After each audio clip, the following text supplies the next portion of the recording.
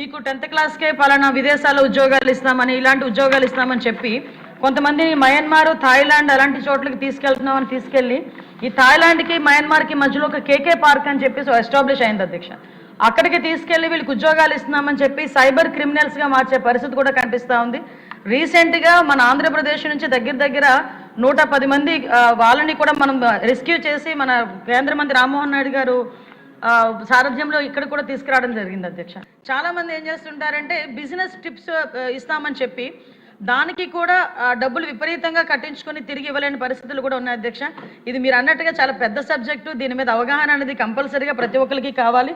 దాని మీద గౌరవ ముఖ్యమంత్రి గారు ప్రత్యేకంగా దృష్టి పెట్టి ఈ సమస్యను అతి త్వరితగతిన పరిష్కరించాలనే ఉద్దేశంతోనే ప్రతి జిల్లాలోని కూడా సైబర్ క్రైమ్ పోలీస్ స్టేషన్స్ ఉండాలి, సైబర్ క్రైమ్ ఎస్టాబ్లిష్మెంట్ కూడా పెంచాలనే ఉద్దేశంతో 26 జిల్లాలకి సైబర్ క్రైమ్ పోలీస్ స్టేషన్స్ ఏర్పాటు చేయడానికి ఈరోజు మనకి ప్రతిపాదన కూడా ఉంది అధ్యక్ష. అది యాజ్ ఎర్లీ యాజ్ పాసిబుల్ ఇవ్వడం జరుగుతుంది అధ్యక్ష.